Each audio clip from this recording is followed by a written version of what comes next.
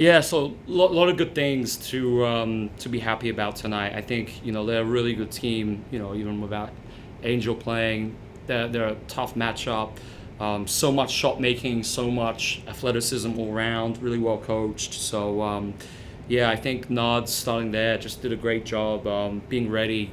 Back in the starting lineup with SA out.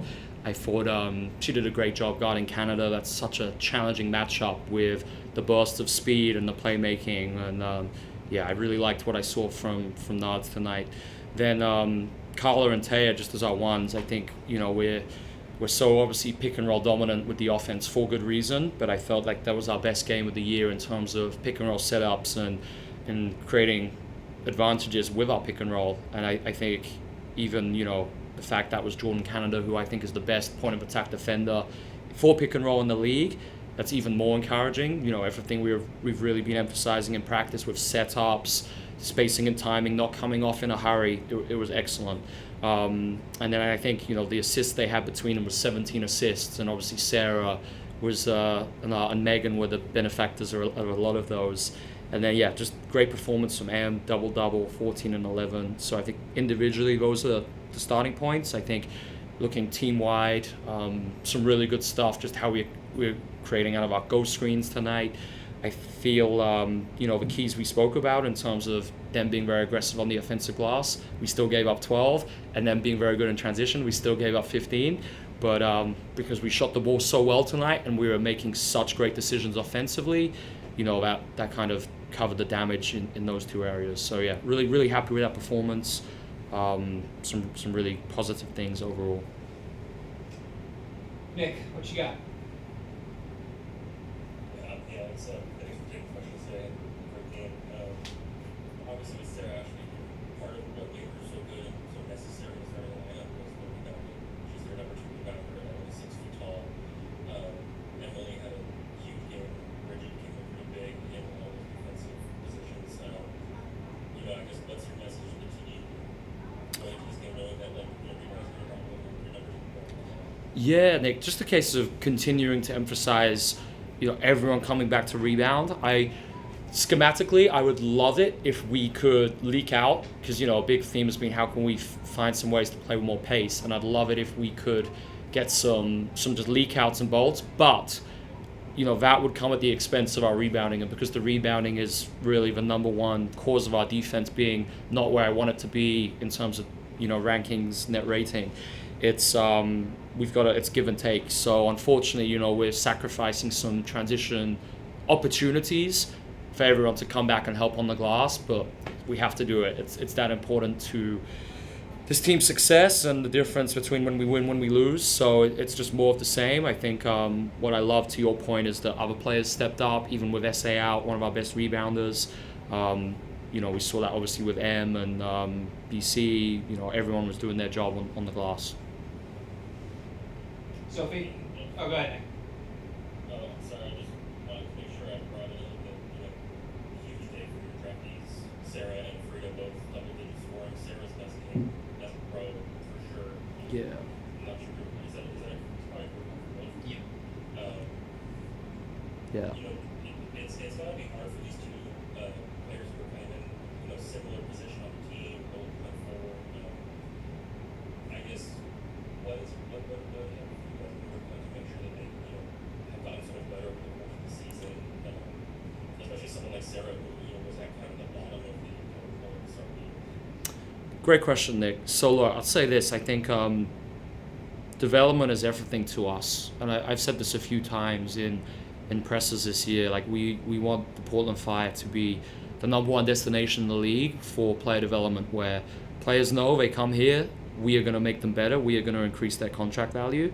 And I'm so pleased seeing the jump that Sarah and Frida have. I think that's so rare in second and third round draft picks. So firstly, credit to our front office for drafting them. But I'm really happy with the job our coaching, performance staff, analytics team have done to develop them. And I think we're getting the return on, playing 10. It's, the rotations of making sure 10 players play. I think this is the biggest reason you do it. You get to see performances like this because, we could be doing the best PD in the world in practice, but then it really doesn't mean anything if they're not getting opportunities to learn from the game, because the game is the ultimate teacher, right?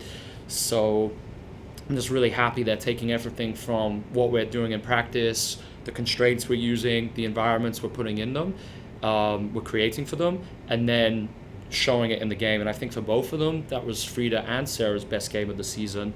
I think with Frida, we've really been emphasizing on her 0-second decision making. So reading closeouts, we don't want her to she's shown a tendency to hesitate, play with fakes, and just eliminating those, and it's just reducing the decision making to, you receive the ball in the closeout, you're shooting it, driving it, passing it immediately in 0 seconds. And I think that's been the biggest thing in PD with her, and then just improving, continuing to make her a more adaptive shooter with all the differential learning, and then improving her adaptive finishing at the rim. So I think we saw all of that tonight. And then with Sarah, I think the biggest thing has been she's earned these minutes for her defense, but now we're really seeing her offensive game develop. So we spent so much time with the pick and roll, like essentially teaching her how to play pick and roll in a modern offense. And it's very challenging because you got so many details for the covers you're playing against, how you roll, the angle of the pick, and it's all these things. And I think she did such a great job of that. The reason she got 4 wide open layups tonight was because the screen angle was perfect, the timing of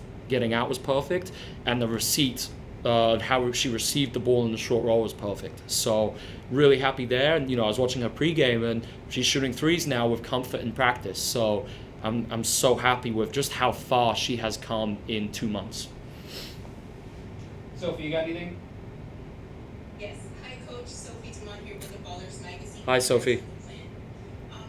Tonight, 7 players in double-digit figures, but then you also see players like Emily with 11 rebounds, Carla with 10 assists. Just can you speak to the depth of this team from top to bottom, and what you have there? Yeah, Sophie. So I think that's when we kind of went through planning the offense. You could say the same defensively to a certain extent, but it's how can you really be an adaptive team and be prepared for whatever defenses, schemes you're gonna come across.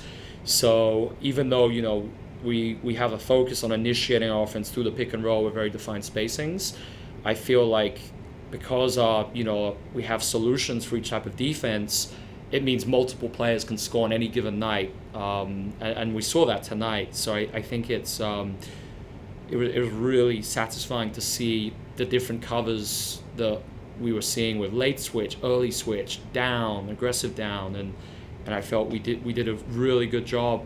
Especially at the half, we kind of took away the post ups because they were just fixing switches, and we went to more attacking those switches, attacking those mismatches through great spacing and through our guards. And and I think Carla and Taya really understand this. It's even though they're running pick and roll, they are not running pick and roll to score. It's running pick and roll to create an advantage, and you have to be a threat to score in order to get the defense in the positions we want them to be in to open up a chain domino sequence. But I think they understand the mentality perfectly in terms of we want to play really collective team basketball, and how you do that is having really good shared decision making based on our principles of play and what we're emphasizing against each type of defense. Thanks, Coach. And one quick follow-up, if I may. Just defensively, holding 9 to 10 points. Just your assessment on your defensive performance there and the coverage that way.